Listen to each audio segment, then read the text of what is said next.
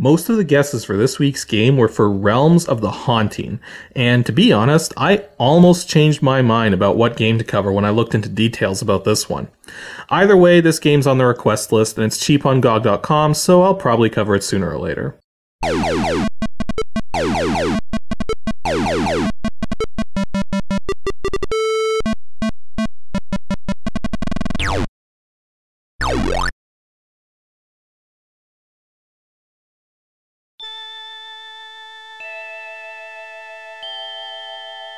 Space, the final frontier.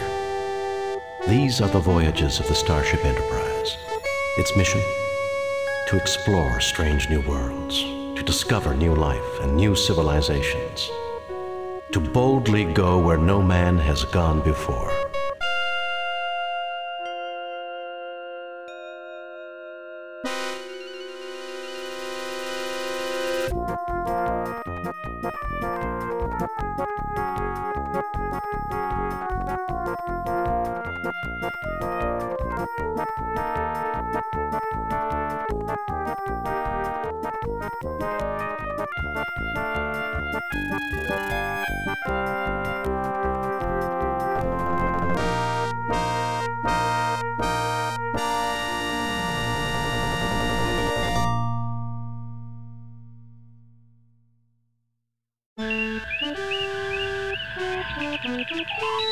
Demon World.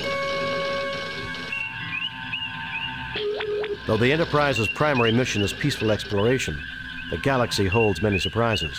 To be prepared, we are conducting a mock battle with the USS Republic. Captain Patterson reports the Republic is in position and ready to begin, Captain.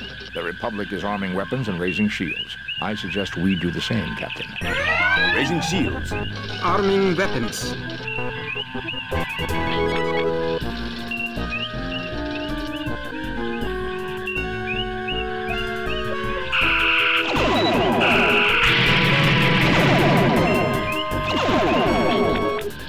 Aye, sir. Today on Ancient DOS Games, we're taking a look at Star Trek 25th Anniversary, an inventory adventure game that really broke the mold as to how an adventure game could work, by adding multiple missions to play through, multiple ways to solve each mission, first-person combat, all draped in classic Star Trek lore. Furthermore, we're taking a look at the CD Enhanced version, which has complete voiceovers from all of the original cast. To put it simply, this is a great game, even for someone like myself who isn't really a huge fan of inventory-based adventures, because this game truly captures the feel of the original Star Trek episodes, and actually feels like you're playing one of those episodes, so to speak. And there's very little I have to say against this game, but also very little to say about the game in general, due to its nature and my not wanting to spoil it too much. So this isn't going to be a very long episode, but hey, I had to cover this game sooner or later. The original floppy disk version of Star Trek 25th Anniversary was created and released by Interplay in 1992, while the CD Enhanced version came 2 years later in 1994. And some sources say 1993, but the file dates confirm 1994 for the CD Enhanced release. It's a one-player inventory adventure game slash first-person shooter, which primarily runs in a 256-color 320x200 MCGA graphics mode. However, it also supports 16-color EGA and Tandy graphics running at 640x200 resolution, using dithered side-by-side pixels much the same way Thexter and Firehawk do. While it supports a number of audio devices for music, including the PC speaker for some obscure reason, it only supports the Sound Blaster and Pro Audio Spectrum for sound effects. As for its current release date, it's still commercial, and getting a copy can be a rather confusing prospect. There's 3 releases of this game. The original boxed floppy disk release is surprisingly the easiest one to find, and usually runs around $25, but doesn't have any voice acting. The original boxed CD Enhanced version is the hardest one to find, and the cheapest one I could come across was over $60. The Signature Series edition, which also comes on CD and is the one I happen to have, had both a boxed and jewel case release, and it's usually the cheapest to obtain, running around $15 for a copy, but it's almost as hard to find as the first CD Enhanced version. Suffice to say, this is not one of the easiest games to get a hold of, but at least it's not impossible. Just make sure you're getting the version that you want. I've always been a gambler, Spock. Figure out what you'll need. For those of you who are unfamiliar with the original series Star Trek, it takes place in the future during the 23rd century, where mankind has traveled out into space and can cross great distances in only a matter of hours or days. Space exploration and first contact with other races is a big thing, and to oversee this, an organization was created called the United Federation of Planets, consisting not only of Earth, but of countless other races.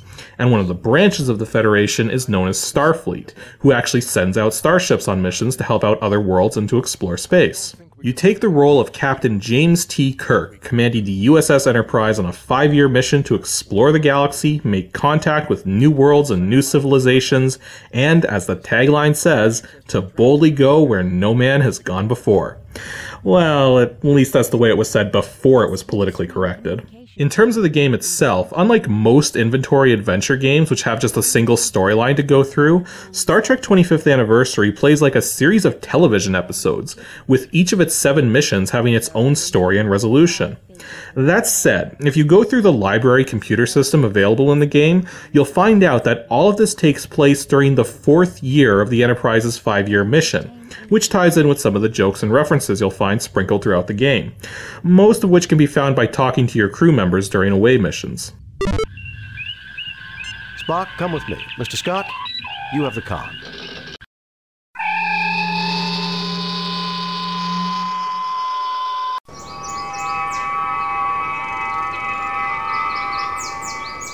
The gameplay follows the same basic formula most inventory adventure games have, but with a few small twists that really help set this game apart. First though, it's important to understand what you can actually do while you're down on a planet or over on a space station or whatnot. Virtually the entire process of this aspect of the game is handled with the mouse, where you use the left mouse button to confirm actions and the right mouse button to access your context menu to change what the first mouse button will do. The context menu has 5 selections: look, talk, use, get, and a Star Trek emblem to access game options such as saving and loading. Looking at things, talking to people, and getting items are all pretty straightforward, and you can even look at items in your inventory, but a huge part of the gameplay is in using things. When you first select the use function, the first thing you click on is what you want to use, which can either be an item in your inventory or even a member of your crew, while the second thing you click on is what you want to use that item or person with. Most of the time, this works out fairly intuitively, but sometimes it can be a little tricky, as if you try to use one item on another, but the 2 items can't be used together, you just end up selecting the second item as your first item, rather than getting feedback saying that what you're trying to do doesn't work. This gets even more complicated because some items that have to be used together in the right order, so sometimes you'll need to try a combination both ways to get it to work right. The second big thing worth mentioning is the highly dynamic nature of the missions you go on. Now, every mission provides you with a surprisingly large number of things you can say or do, relative to games of this time period. It wasn't uncommon for games to have 2 or 3 different ways to solve a specific problem, but you were still trying to achieve the same end goal. Whereas here, the end goal itself could very well change based on how you approach each mission. Heck, the second episode of this game has several ways in which it could end, all hinging on the decisions you make and the things you have Captain Kirk say to people. Actually, that's one of the fun things about the CD enhanced version in particular, is getting to listen to good old William Shatner voice some of the ridiculous things you can get Captain Kirk to say throughout the game. Like this line. We did fix your machine. Can we write the repair bill off against rent on this land? Mind you, the overall acting quality of the voiceovers in this game are not exactly spectacular, and there are a few missteps along the way, but hey, I've heard far worse. We'll show you what happens to those who come between us and our prey. Prepare to die! Considering this is an inventory-based adventure at heart, it can sometimes come as a surprise to people that not only is there a real-time ship-to-ship combat system present, but it's actually half decent. During combat, you basically use the mouse to turn the ship, and press the left mouse button to fire phasers, and the right mouse button to fire photon torpedoes. The torpedoes do more damage, but are slower and harder to aim than the phasers. You also have a number of indicators on screen to indicate things like energy levels, damage levels, the relative positions of enemies, engine speed, and actual speed, since the changes to your ship's speed setting take effect gradually, not instantaneously. Now, unlike the adventuring aspect of the gameplay, here you'll need to know some keyboard keys to have any hope of survival. The 1 through 0 keys affect your speed setting, the D key accesses damage control so you can prioritize repairing certain systems over others, W and S activate and deactivate your weapons and shields, though really there's no reason why you wouldn't want both enabled during combat. The V key expands the view screen to fill the entire screen, which can sometimes help with combat, but you won't be able to see any of your other stuff while doing this. Plus, you can also use the A key to pull up target analysis screens to see the damage condition of the last target you fired upon. There's also the E key, which is used to activate emergency power, indicated by 2 red lights next to your energy indicators at the top of the screen. Basically, if things are going bad, you can turn emergency power on to potentially get certain systems like weapons and shields back into working order and give yourself an extra chance to survive combat. Heck, some people actually activate emergency power right from the start to get that extra boost of power before things go nuts. But there's a catch. Emergency power doesn't last very long, which is why it's usually better to wait until things start to go downhill before you activate it. One other tip about the combat system is to be careful about how you set your speed. And because of the way the AI works, going slow will make it easier to get a target in your sights, but will also make it easier for enemies to hit you in the first place. Whereas the faster you're going, the less damage you're likely to take, but the harder it will be to target anything. And there's a bit of luck involved too in terms of where all the damage goes. Like, I mean, you could be fighting a heck of a lot better than the opponent, but the opponent might luck out and damage your weapon systems, making the battle suddenly turn around against your favor. As such, remember to save often and keep multiple saves, especially right before combat. One last thing that's worth mentioning is this game's highly unique approach to copy protection. And basically, the manual has a star chart in it showing 20 different locations and the names of each one.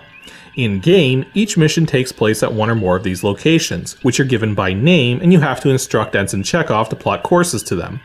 However, when you pull up the star map itself in-game, all of the stars you can select do not have any names attached to them. Furthermore, some of the stars you can select aren't actually named in the manual, as the manual shows 20 locations, but 45 of the stars are selectable. Basically, if you choose the wrong location to go to, you get assaulted by Klingons, Elasi pirates, or Romulans, and while you could valiantly attempt to fight them off, you'll usually be up against 3 or 4 ships at a time, so chances are they're just going to annihilate you within seconds. But every once in a while, you'll only face 1 or 2, in which cases it serves as a good way to practice the combat system against the various kinds of enemies you'll face. As unique as this copy protection approach is, it's not exactly the strongest, especially considering that the names of the locations you can go to don't change or anything. So once you know what star to select for a mission, it's always that same star. And if you're really patient, you could just go through all 45 of them looking for the right one to select. But hey, copy protection that doesn't feel like copy protection, it's the best kind. Well, next to none at all.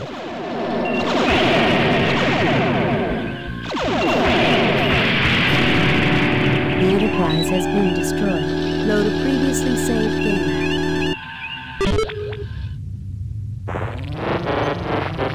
So yeah, not a long episode again, because Star Trek 25th Anniversary is a fairly basic but highly intriguing game, especially considering when it came out. If you're a fan of the original series Star Trek television show, then this is a game that's definitely worth your time.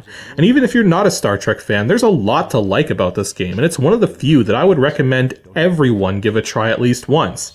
It just sucks that it's so hard to find copies of the CD enhanced version nowadays. Though considering the appearance of other Interplay titles on GOG.com, I got a hunch that this one might show up there sometime in the future. Or that could just be wishful thinking. In any case, if you ever get a chance to try this game, go for it. As for setting the game up in DOSBox, you can use the max cycle setting without incident, but I've found setting a fixed value results in fewer minor glitches with the sound and graphics. Thus, I recommend a setting of about 20,000 cycles. There's also joystick support in the game, but it's a joke, so don't even bother trying to set it up. Just stick with the mouse and keyboard controls. Anywho, that's all for today's episode of Ancient DOS Games. Next week's a filler, and I'm open to suggestions, so if you've got any thoughts on what you'd like me to talk about or take a look at that isn't specifically DOS game related, just send me an email at adg@pixelships.com and stay tuned for next Saturday. That took quite a bit of organization to seize a starship. Think we'll see more of the Elasi pirates? Undoubtedly, Captain. I suspect they have considerable resources to draw on. So do I. Sulu, take us out of here.